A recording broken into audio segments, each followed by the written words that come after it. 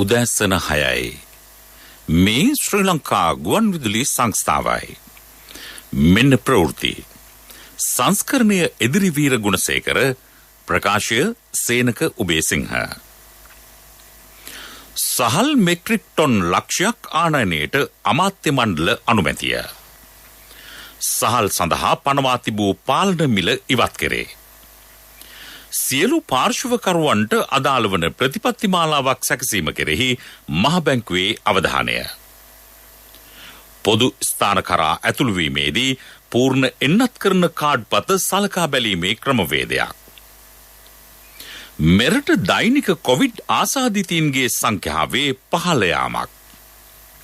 Covid වසංගතයෙන් බලපෑමට ලක් වූ දරුවන් වෙනුවෙන් මහජන ව්‍යාපාරයක්. යොහානිද සිල්වා ගායන මැනිකේ මගේ හිතේ ගීතය YouTube නැරඹුම් වාර මිලියන 127 ඉක්මවයි. ලෝපුරා වාර්තා වන කොවිඩ් ආසාදිත මරණ සංඛ්‍යාව 47,67,000 ඉක්මවයි. IPL තරගාවලියේ කොල්කතා නයිට් රයිඩර්ස් කණ්ඩායම සහ දිල්ලි කැපිටල්ස් කණ්ඩායම අතර තරගය අද පස්වරුවේ. සහල් මෙට්‍රික් ටොන් ලක්ෂයක් ආනයනය කිරීමට පියවර ගැනේ. ඊට අදාළ තීරණය ඊයේ පැවති අමාත්‍ය මණ්ඩල රැස්වීමේදී ගෙන ඇත. වෙළඳපොලේ කෘතිම සහල් හිඟයක් ඇතිවීම වැළැක්වීම එහි අරමුණයි.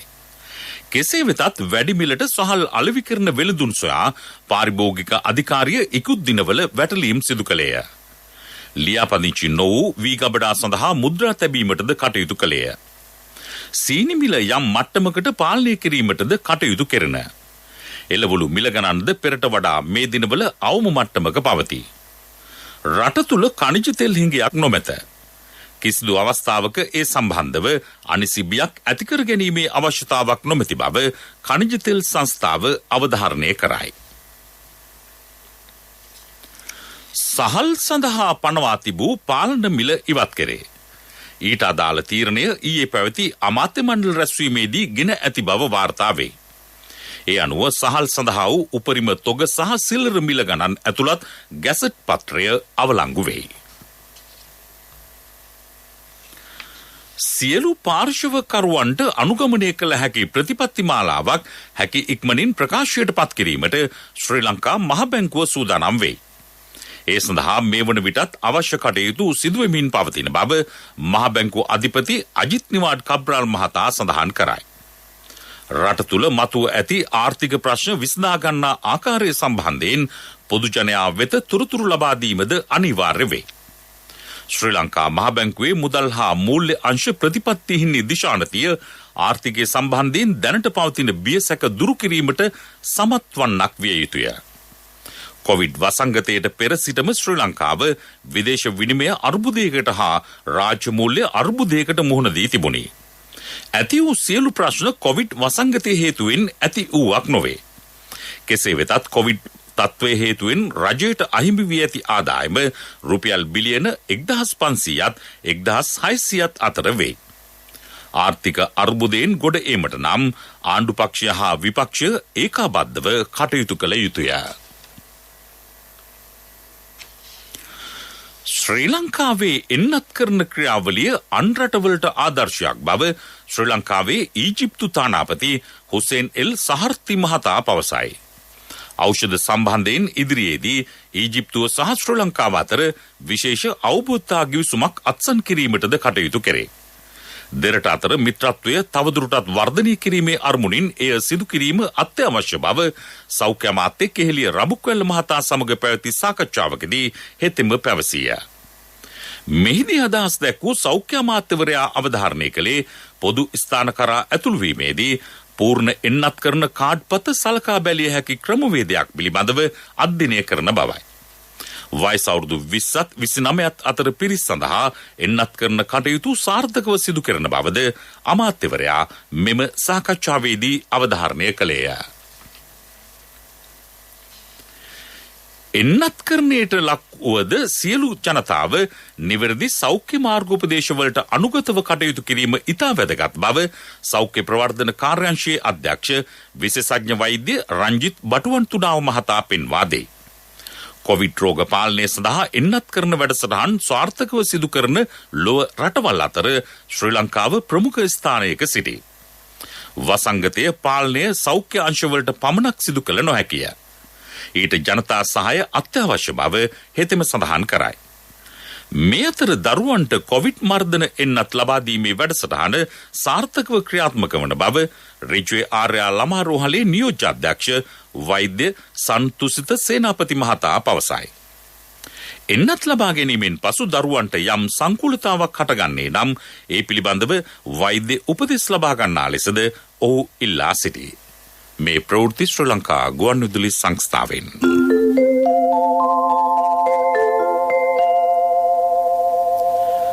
මෙරට විශ්වවිද්‍යාල සිසු සිසුවියන් සඳහා කොවිඩ් ප්‍රතිශක්තිකරණ එන්නත ලබා දීමේ වැඩපිළිවෙල අඛණ්ඩව ක්‍රියාත්මක කළ යුතු බව කැලණි විශ්වවිද්‍යාලයේ උපකුලපති මහාචාර්ය නිලන්තිද සිල්වා මහත්මිය පවසන්නීය. විදේශගත වන ශිෂ්‍යයන්ට ප්‍රතිශක්තිකරණ එන්නත ලබා දීම සම්බන්ධව කිසිදු ගැටලුවක් නොමැත. එහෙත් මෙරට විශ්වවිද්‍යාල සිසුන්ද අඛණ්ඩව එන්නත්කරණයට ලක් කිරීම අත්‍යවශ්‍ය වේ. නොයසේ නම් ඉදිරියේදී ගැටලු රැසක් මතුවිය හැකිය. ලබා දෙන එන්නත් වර්ගයේ කුමක්ද යන්න මේ අවස්ථාවේ ගැටලුවක් නොවේ. සිදුවිය යුත්තේ කොමන හෝ ප්‍රතිශක්තිකරණ එන්නතක් සියලු විශ්වවිද්‍යාල සිසුන් සඳහා ලබා දීම බව ඇය පෙන්වා දෙන්නීය. මෙරට දෛනික කොවිඩ් ආසාදිතයින් සංඛ්‍යාව දහසකට අඩු අගයක් ගෙන තිබේ. ඊයේ දින මෙරටින් වාර්තා වූයේ ආසාදිතයින් 983 දෙනෙකු පමණි. ඒ අනුව මෙරටදී හඳුනාගෙන ඇති සමස්ත කොවිඩ් ආසාදිතයින් සංඛ්‍යාව 5,14,592කි. ඉන් 4,55,344 දෙනෙක් සුවය ලබා ඇත. කොවිඩ් ආසාදිත මරණ 51ක්ද සෞඛ්‍ය සේවා අධ්‍යක්ෂ ජනරාල්වරයා ඊයේ තහවුරු කළේය. ඒ අනුව මෙරට සිදුව ඇති සමස්ත කොවිඩ් ආසාදිත මරණ සංඛ්‍යාව 12,731කි. දරුවන් නිවෙස් තුල ගත කරද්දී පවා ඔවුන්ගේ සංවර්ධනය අඛණ්ඩව සිදුවන බව ළමා රෝග විශේෂඥ වෛද්‍යවරු පෙන්වා දෙති. එම නිසා දරුවන්ගේ හැඟීම් නිදහස්ව හා විධිමත්ව කළමනාකරණය කිරීමට යම් ක්‍රමවිධයක් අවශ්‍ය බව ඔහු පෙන්වා දෙති. ඒ අනුව COVID-19 වසංගත තත්ත්වය තුළින් ඍජුව හෝ වක්‍රව බලපෑම් වූ දරුවන් සඳහා මහජන ව්‍යාපාරයක් නිර්මාණය කිරීමට මහාචාර්ය අතුල සුමතිපාල මහතා කටයුතු කරමින් සිටී. ඔක්තෝබර් 1 වෙනිදාට යෙදෙන ලෝක ළමා දිනය නිමිත්තෙන් මෙම මහජන ව්‍යාපාරය දරුවන් උදෙසා පිළිගැන්වීමට කටයුතු කෙරේ. ඒ සම්බන්ධයෙන් අප ප්‍රවෘත්ති අංශය මහාචාර්ය අතුල සුමතිපාල මහතා සමග කළ සාකච්ඡාවක් දැන්. මහාචාර්යතුමනි, දරුවන්ගේ වර්ධනය හා අධ්‍යාපනය අතර මේ වෙලාවේ විශාල පරතරයක් නිර්මාණය වෙමින් පවතිනවා. ඔබතුමාගේ අදහස මොකක්ද මේ සම්බන්ධයෙන්? ගත්තහම දරුවන්ට තමයි තීරණාත්මක බලපෑමක් ඇති වුණේ දරුවන්ට සහ දරුවන්ගේ අධ්‍යාපනයට මෙන්ම දරුවන්ගේ වර්ධනයට. ඒතකොට අධ්‍යාපනය කියන්නේ වර්ධනය එක කොටසක් විතරයි. පාසල් අධ්‍යාපනය කියන්නේ ඒත් අධ්‍යාපනයේ කොටසක් විතරයි. පොතෙන් උකහා ගන්න දැනුමට අමතරව සමාජ සම්බන්ධතා හරහා එදිනදා ජීවිතයේදී තමන් ඉගෙන ගන්න දේවල් තියෙනවා. විශේෂයෙන් පළවෙනි දවස් 10 ඇතුළත තමන්ගේ බුද්ධි වර්ධනය ඇති වෙනකොට මේ කතන්දරේ හරි වැදගත්. ඒ කාලෙදී දරුවෝ පාසල් යනවා, ඊට පස්සේ ශිෂ්‍යත් විභාගයට යනවා, උදේ ගිහිල්ලා හවස වෙලා ගෙදර එන්නේ. ඒ කාර්යබහුලභාවයෙන් මිදිලා දරුවන්ට යම් වෙලාවක් ලැබුණා. ඕනනම් විධිමත් නැති අවිධිමත් අධ්‍යාපනය උනත් ලබා ගන්න. මේ පැත්තෙන් ගත්තාම අවස්ථාවක් ආවේ. දුරස්ථ අධ්‍යාපනය වෙනුවෙන් ඔබතුමා මේ වෙලාවේ කරන යෝජනා මොනවාද? නූතන ක්‍රමවේද භාවිතා කිරීම විතරක් නෙමෙයි, දැන් ගුවන් විදුලිය භාවිතා කරලා අධ්‍යාපනය දෙන්න පුළුවන්. ඊළඟට රූපවාහිනී භාවිතා කරලා දෙන්න පුළුවන්. ඒවා කරනවා. ගුරු ගෙදර වගේ දේවල් කරනවා. මම මේ කතා කරන්නේ කිසි දෙයක් වෙන්නේ නැහැ කියන තැන නිෂේධනීය තත්ත්වය මම කොහොමදත් නැහැ. හැබැයි ඉන්හාට ගියාම මම දකින අනිත් දේ තමයි අධ්‍යාපනය කියන්නේ පතපොතෙන් ග්‍රාපෝතකයන්ට වගේ කවලා පොවලා උගන්වන එකක් පමණක් නෙමෙයි. අපිට දරුවෝ බල ගන්නවන්න, දෙමව්පියෝ බල ගන්නවන්න ඕන. සම්ප්‍රදායික පාසල් අධ්‍යාපනයෙන් ඔබට ගිය දේවල් කරන්න. එහෙම දේවල් වෙනවා. අපි හිතමු දරුවෝ 4-5 දෙනෙක් එක ගෙදරකට එකතු වෙලා ලොකු හිඩක් තියෙන පිට්ටනියක මීටර 2-3 නෙමෙයි 4-5ක් ඈතින් ඉඳන් ක්‍රියාකාරකම් කරන්න පුළුවන්. මේ ගෙවල් වලට ඇතුළට වෙලා කාමර වලට කොටු වෙන්න ඕනේ නැහැ. එතකොට ඒවට දෙමව්පියන්ට මඟ පෙන්වන්න පුළුවන්. කටුනායක ගුවන් තොටුපළේ PCR පරීක්ෂණ ක්‍රියාවලිය නතර වී නැතැයි ගුවන් තොටුපළ හා ගුවන් සේවා සමාගම පවසයි. එම ක්‍රියාවලිය අත්හිටුවා ඇති බවටත් නව පරීක්ෂණාගාරයේ වසා දමා ඇති බවටත් පළවට වාර්තා පදනම් විරහිත බව එම සමාගමේ උපසභාපති රජීව් සූර්යරච්චි මහතා සඳහන් කළේය. මෙරටට පැමිණ සංචාරකයින් සහ විගමනික ශ්‍රමිකයින් සඳහා PCR පරීක්ෂණ වාර්තා පැය 3කදී ලබා දීමට පියවරගෙන තිබේ. එම ක්‍රියාවලිය අඛණ්ඩව සහ සාර්ථකව සිදු කෙරේ. එහිදී මතුවන ප්‍රායෝගික ගැටලුවලට විසඳුම් ලබා දෙමින් එය නිවැරදිව පවත්වාගෙන යාමටද ක්‍රියා කර ඇතැයි ඔහු ජාතික ගුවන්විදුලියට පැවසීය. එහෙත් ඇතැම් පිරිස් මෙම ක්‍රියාවලිය සම්බන්ධයෙන් අසත්‍ය ප්‍රචාර පතුරවන බවට ඔහු චෝදනා කළේය. නව පරපුරේ ගායන ශිල්පිනි යොහානිද සිල්වා මෙනවිය තරුණ පරපුරට මෙන්ම කලා ක්ෂේත්‍රයට ආදර්ශයක් බව පාර්ලිමේන්තු මන්ත්‍රීවරයන්ගේ සංසදය පවසයි. එහි සභාපති පාර්ලිමේන්තු මන්ත්‍රී විශේෂඥ වෛද්‍ය සුදර්ශනී ප්‍රනාන්දුපුල්ලේ මහත්මිය සඳහන් කළේ යොහානිද සිල්වා ගායනා කරන මැනිකේ මගේ හිතේ ගීතය YouTube නැරඹුම් වාර මිලියන 127 ඉක්මවා තිබීම මෙරට කලා ක්ෂේත්‍රයේ සන්ධිස්ථානයක් බවයි. එම ගීතය ලෝපුරා ජනප්‍රියම ගීත 10 අතරටද එක්ව තිබේ.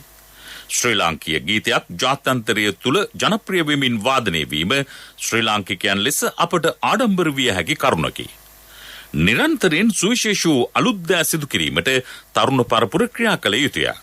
එමගින් ජාත්‍යන්තරයේ ජය ගැනීමේ හැකියාව අපට පවතින බව ඇය වැඩිදුරටත් සඳහන් කරන්නීය. ඇතැම් පාසල් සිසුන් ස්වයං රැකියාවලට යොමුව ඇති බව වාර්තා වේ. රට තුළ පවතින COVID-19 වසංගත තත්ත්වය සහ ගුරු වර්ජනය ඊට හේතු වී තිබේ. ඇතැම් දෙමව්පියෝ තම දරුවන් රජයේ පාසල් වලින් ඉවත් කර පෞද්ගලික පාසල් වෙත යොමු කරමින් සිටිති. මෙය බරපතල ගැටලුවකි. ගුරු විදුහල්පති වැටුප් විෂමතා ඉවත් කිරීමට රජයේ සාධනීය පියවර රැසක් ගෙන තිබේ.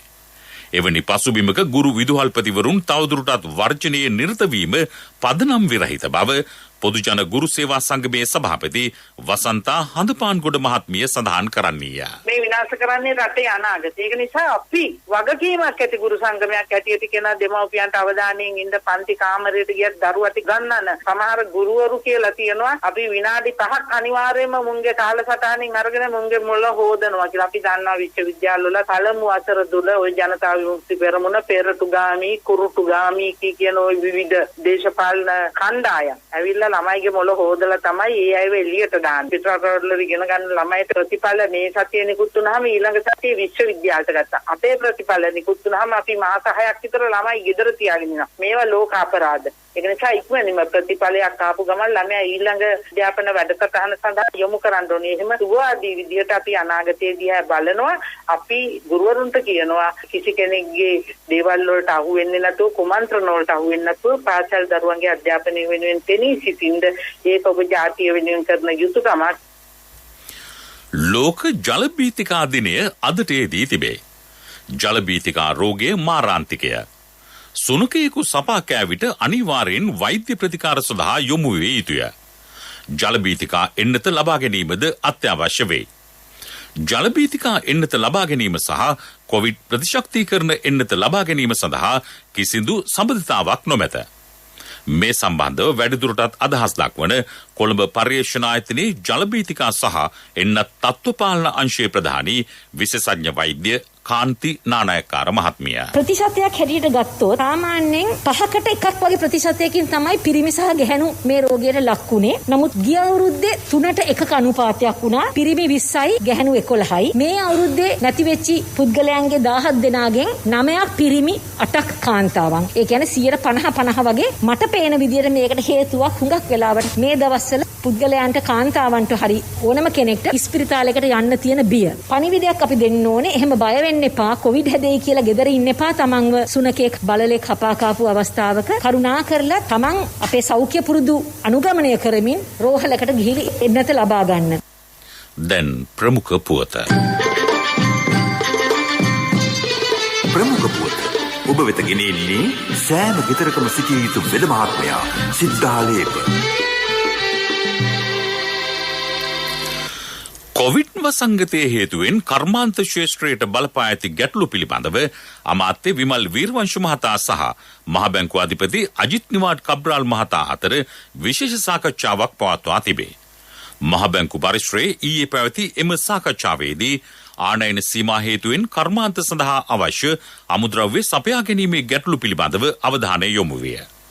ඉකුත් ජුනි මාසයේ මේ සම්බන්ධයෙන් කර්මාන්ත අමාත්‍යාංශය කළ ඉල්ලීමට අනුව ආනයන සීමා ඉවත් කළ අත්‍යවශ්‍ය අමුද්‍රව්‍ය ගෙන්වා ගැනීමට අදාළ ණයවර ලිපි විවෘත කිරීමේ ගැටලු සම්බන්ධයෙන්ද සාකච්ඡා කර තිබේ.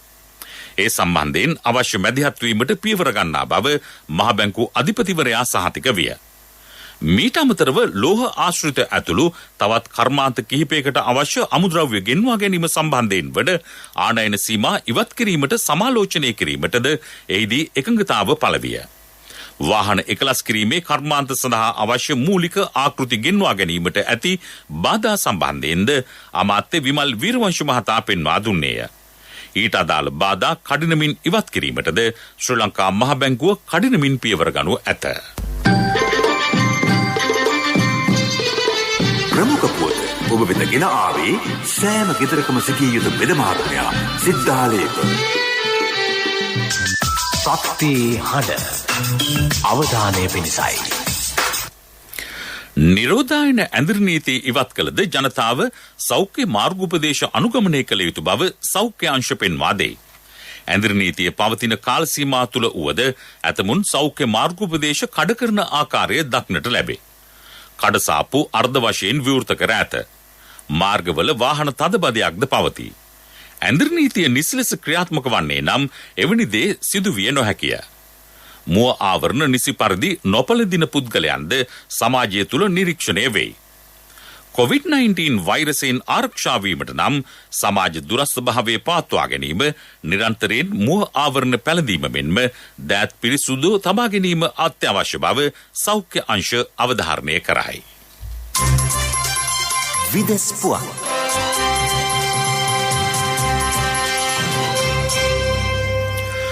ලෝපුරා වාර්තා වන සමස්ත කොවිඩ් ආසාදිතයින්ගේ සංඛ්‍යාව 23 කෝටි 29 ලක්ෂ 42559ක් දක්වා ඉහළ ගොස් තිබේ. වැඩිම ආසාදිතයින් සංඛ්‍යාව ඇමරිකාවෙන් වාර්තා වන අතර 4 කෝටි 38 ලක්ෂ 47193ක් ලෙස එය සටහන් වෙයි. ඉන්දියාවෙන් වාර්තා වන කොවිඩ් ආසාදිතයින් සංඛ්‍යාව කෝටි 3කට අධිකය. බ්‍රසීලයෙන් කොවිඩ් ආසාදිතයන් 2 කෝටි 13 ලක්ෂයක් හඳුනාගෙන තිබේ. ලෝපුරා වාර්තා වන කොවිඩ් ආසාදිත මරණ සංඛ්‍යාවද 47 ලක්ෂ 67115ක් දක්වා ඉහළ ගොස් ඇත. වැඩිම කොවිඩ් මරණ ඇමරිකාවෙන් වාර්තා වන අතර 7 ලක්ෂ 7447ක් ලෙස එය සටහන් වේ. ජර්මනියේ මහමැතිවරණයෙන් මධ්‍ය වාමාංශික සමාජ ප්‍රජාතන්ත්‍රවාදී පක්ෂය ජයග්‍රහණය කිරීමත් සමග එරට ගමන් මග නව මාවතකට අවතීර්ණ වී තිබේ. එම පක්ෂයේ ජයග්‍රහණයත් සමග ජර්මන් චාන්සලර් ඇන්ගෙලා මාකල් මහත්මියගේ පාලනය අවසන් විය. ඇය වසර 16කට අධික කාලයක් ජර්මනිය පාලනය කළ අතර යකඩ ගැහැණිය ලෙස හැඳින්වීමට ජාත්‍යන්තර මාධ්‍ය කටයුතු කර තිබුණි. කෙසේ වෙතත් මාකල් මහත්මිය මෙවර මැතිවරණයට ඉදිරිපත් නොවුණු අතර ඇයගේ සහාය ක්‍රිස්තියානි ඩෙමොක්‍රටික් සන්ධානයට හිමිව තිබෙනවා.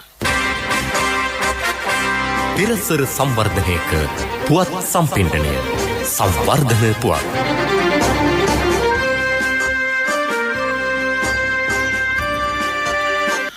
ශ්‍රීජාවර්ධනපුර මාදිබෙල ප්‍රදේශයේ කොළඹ කුරුළු උයන උද්‍යානය ව්‍යාපෘතිය ක්‍රියාත්මක කෙරේ. නාගරික සංවර්ධන අධිකාරියට අයත් අක්කර 37යි රූඩ් එකක භූමි ප්‍රමාණයක් ඒ සඳහා යොදා ගැනෙන බව නාගරික සංවර්ධන සහ නිවාස අමාත්‍ය අග්‍රාමාත්‍ය මහින්ද රාජපක්ෂ මහතා පවසයි. කඩිනමින් ව්‍යාපෘතිය අවසන් කිරීම රජයේ අපේක්ෂාවයි. ක්‍රීඩා පුවත්. IPL තරගාවලියේ 41 වෙනි තරගය කොල්කතා නයිට් රයිඩර්ස් කණ්ඩායම සහ දිල්ලි කැපිටල්ස් කණ්ඩායම අතර අද පැවැත්වේ. ශ්‍රී ලංකාවේ වේලාවෙන් පස්වරු 3:30ට තරගය ආරම්භ කිරීමට කටයුතු යොදා ඇත. IPL තරගාවලියේ ලකුණු සටහනේ පෙරමුණ ගැනීමට මහේන්ද්‍ර සිං ධෝනි නායකත්වයේ දරන චෙන්නයි සුපර් කිංස් කණ්ඩායම සමත්ව ඇත. දිල්ලි කැපිටල්ස් කණ්ඩායම ලකුණු සටහනේ දෙවනි ස්ථානයේ පසුවේ. විරාත් කෝලි නායකත්වයේ දරන රොයල් චැලෙන්ජර්ස් බැංගලෝර් කණ්ඩායම ලකුණු සටහනේ 3 වෙනි ස්ථානයේ පසුවේ. ව්‍යාපාරික පුවත් ඔබ වෙත ගෙන එන්නේ ජාතික ඉතිරිකිරීමේ බැංකුවෙන් ඔබ වෙත ගෙනෙන සියල් සපිරි ඇප් එක NSB Pay. අද සිට ක්‍රියාත්මක වන පරිදි දිවයින පුරා අපනයන ගම්මාන වැඩසටහන ක්‍රියාත්මක කරන බව රාජ්‍ය අමාත්‍ය ජානක වක්කුඹුර මහතා පවසයි. ඒ අර්ථයේ නිර්මාණය කරන අපනයන ගම්මාන සංඛ්‍යාව 210කි. රුපියල් මිලියන 1200ක් ඒ සඳහා වෙන් කෙරේ. ඉදිරියේදී කෘෂි සංවර්ධන කලාප 10ක් ආරම්භ කිරීමට කටයුතු කරන බවද හෙතෙම පවසයි. අපනයන ගම්මාන 210ක් අද ඉඳන් අපි ආරම්භ කරනවා. අපි ඒකේ කුරුළු පෙර ලක්ෂ 300ක් ජනතාවට බෙදලා දීලා හිටවන්න. ඒ වගේම ගම්බිරි, කජු, අඹ, එනසාල්, සාදික්ක, උලත් සෑම වර්ගයෙන්ම අපනයන ගම්මාන අපි ලංකාවේ ආරම්භ කරනවා. ඒ ගම්මානේ අපි අවුරුදු 3ක් අපේ අමාත්‍යාංශයේ මැදිහත් වෙලා කටයුතු කරනවා. ගොඩක් වෙලාවට රටේ පැල බෙදනවා විතරයි. අපි ඊට එහා පසුවිපරමක් කළා. ඒ ගම තුල සැකසුරුව මධ්‍යස්ථානයක් හදලා ඒ ගමේ ගොවියට වෙළඳාම් කරගන්න අවශ්‍ය කරන සමිතියක් හදලා මේ වගේ වැඩ රාශියක් තමයි අපි කරන්නේ. පහුගිය අයවැයෙන් ගම්මාන වැඩසටහන යෝජනා කරලා තිබුණා. ඒක අපි අද ඉඳන් යථාර්ථයක් බවට පත් කළා. මේ රටේ ජනතාවට සහන රාශියක් ලබා දෙන වැඩපිළිවෙලක් ඇටියට මගේ මැතිවරණ කොට්ටාසෙන් ආරම්භ කරනවා. ව්‍යාපාරික පුවත් ඔබ වෙත ගෙන ආවේ ඔබේ සියලුම බැංකු කටයුතු වඩාත් සුරක්ෂිතව පහසුවෙන් කරගන්න ජාතික ඉතිරිකිරීමේ බැංකුවෙන් ඔබ වෙත ගෙනෙන සියල් සපිරි ඇප් එක NSB Pay. මුදල් හුමාරු, බිල්පත් ගෙවීම, ක්‍රේලෝඩ්, ක්‍රෙඩිට් කාඩ් ගෙවීම, ලංකා QR ආදී සේවාවන් රැසක් සමගින් බැංකු ගිණුම් කිහිපයක් සමග එකවර ලියාපදිංචි වීමේ පහසුකම. ඔබ කොතැනක සිටියත් ඔබේ බැංකු කටයුතු එසැනින් කරගන්න ඩිජිටල් විසඳුම Play Store හෝ App Store හරහා දැන් නොමිලේම ඩවුන්ලෝඩ් කරගන්න NSB Pay. වැඩි විස්තර ළඟම පිහිටි ශාඛාවෙන් හෝ 0112 379යි 379 අමතන්න. කොන්දේසි සහිතයි. ආර්ථික පුවත් ආවරණය ඔබේ ඕනම අවශ්‍යතාවයකට සුදුසු මූල්‍ය විසඳුම් දෙන එන අය දියුණු වෙන අය එන LOLC සමූහය එන්න දියුණු වෙන්න. අවශ්‍යතාවට සරලන පරිදි මිරිස් නිෂ්පාදනය කිරීමට කෘෂිකර්ම අමාත්‍යාංශය කටයුතු කරයි. ඒ අනුව හෙක්ටයාර් 3000ක පමණ අලුතින් මිරිස් වගා කිරීමට සැලසුම් කර තිබේ.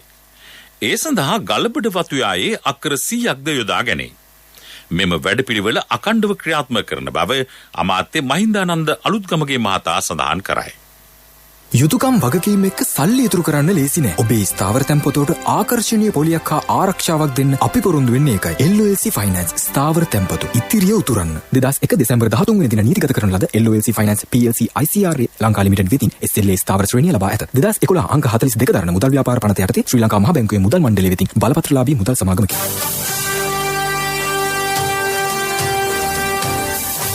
කාලගුණ වාර්තාව.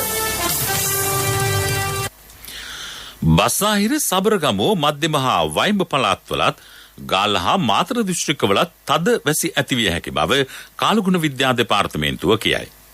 දිවයින හරහා තද සුළංද හමා යනු ඇත.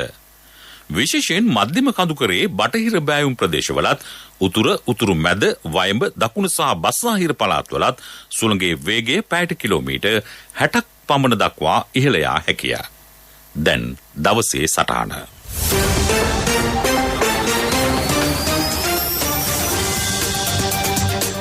දකුණු ආසියාවේ පුංචි මුතුහැටය දැන් ක්‍රමක්‍රමයෙන් යලි බැබලෙන්නට පටන් ගන්නවා.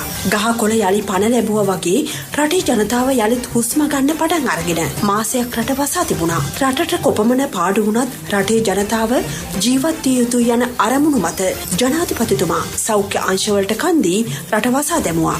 භාණ්ඩාගාරයේ හිස්සුවත් ජනතාවට එන්නත් දෙන්න කියා උපදෙස් දුන්නා. ඒ සියල්ල ක්‍රියාත්මක වෙද්දී දැන් රට වසාගෙන තිබුණු කොවිඩ් මාරයාගේ රතු සෙවණැල්ල ක්‍රමයෙන් කහ එළියක් බවට පත් වෙමින් තිබෙනවා. ඒ බව විශේෂඥ වෛද්‍යවරු සනාථ කරනවා. රටේ කොවිඩ් මරණ අඩු වෙලා, රෝගියට ගොදුරු වන ප්‍රමාණයත් අඩු වෙලා, රෝහල්වල දැඩි සත්කාර ඒකකවල ඇඳන් හිස්සෙලා, රෝහල්වල බිම පැදුරු එලාගෙන සිටි රෝගීන් අද නැහැ. ඇත්තටම රටේ ජනතාවගේ පපුව තුල හිර වෙලා තිබූ බිය තැති ගැන්ම ක්‍රමයෙන් අඩු වී සිත්වලට සැනසුම ඇති වෙමින් තිබෙනවා. අපේ විශේෂඥ වෛද්‍යවරුමයි මේ ගැන කියන්නේ. රට අරින්න දැන් සූදානම්. රටේ ආනයන අපනයන කටයුතු මගී ප්‍රවාහනය සියල්ල යලි පළගෙන්වෙනවා. මේ අතර අපේ ජනාධිපතිතුමාගේ ආශිර්වාදය මේ හැම දෙයකටම ලැබෙනවා. එතුමා පිරිසිදු සිතින් ජනතාව රැකගත්තා. අස්සක් මුල්ලක් නෑර 60ට වැඩි අය සොයාගෙන ගොස් එන්නත් දුන්නා. දැන් කෝටි 2කට ආසන්න පිරිසක් එන්නත් කරගෙන අවසන්. දැන් ආරක්ෂාව සැලසිලා. ජනාධිපතිතුමා 76 වෙනි ජගත් සමුළුවේදී ප්‍රශංසා ලැබුවා. 69 ලක්ෂ ඡන්දය ලබාගත් එතුමා ජනතාව රැකගන්න හැමදේම කැප කළා. හැම දෙනාගේම අදහසට ගරු කළා. කන් දුන්නා. දැන් සියල්ල සංසුන් වෙමින් යනවා. මේ තත්ත්වය නැති කරන්න රටට එරෙහි රාජ්‍ය නොවන සංවිධාන කෝටි ගණනක් ලබා දී තිබෙනවා. ඒ මගින් ආණ්ඩු විරෝධී කණ්ඩායම් විවිධ කටයුතු වල නිරත වෙනවා. එහෙත් ඒ සියලු අභියෝග පරදා රට ගෙන යන්න ආණ්ඩුවත් ජනතාවත් සූදානම්. උදැස්සන ප්‍රවෘත්ති අවසන් කිරීමට යලිත් සිරස්තල. සහල් මෙට්‍රික් ටොන් ලක්ෂයක් ආනයනයට අමාත්‍ය මණ්ඩල අනුමැතිය. සහල් සඳහා පනවා තිබූ පාලන මිල ඉවත් කෙරේ. සියලු පාර්ශවකරුවන්ට අදාළ වන ප්‍රතිපත්ති මාලාවක් සැකසීම කෙරෙහි මහ බැංකුවේ අවධානය. පොදු ස්ථාන කරා ඇතුළු වීමේදී පූර්ණ එන්නත් කරන කාඩ්පත සලකා බැලීමේ ක්‍රමවේදයක්. මෙරට දෛනික කොවිඩ් ආසාදිතයින්ගේ සංඛ්‍යාවේ පහළ යාමක්. කොවිඩ් වසංගතයෙන් බලපෑමට ලක් වූ දරුවන් වෙනුවෙන් මහජන ව්‍යාපාරයක්. යොහානිද සිල්වා ගයන මැණික්කේ මගේ හිතේ ගීතය YouTube නැරඹුම් වාර මිලියන 127 ඉක්මවයි. ලෝපුරා වාර්තාවන කොවිඩ් ආසාදිත මරණ සංඛ්‍යාව 47,67,000 ඉක්මවයි. IPL තරගාවලියේ කොල්කතා නයිට් රයිඩර්ස් කණ්ඩායම සහ දිල්ලි කැපිටල්ස් කණ්ඩායම අතර තරගය අද පස්වරුවේ. අපගේ මෙම ප්‍රවෘත්ති ප්‍රකාශය www.slbc.lk වෙබ් අඩවිය ඔස්සේද සවන් දිය හැකියි. මීළඟ ප්‍රධාන ප්‍රවෘත්ති ප්‍රකාශය දහවල් 12:45ට බලාපොරොත්තු වන්න. උදැස්සන ප්‍රවෘත්ති ඉන් සමාප්තයි.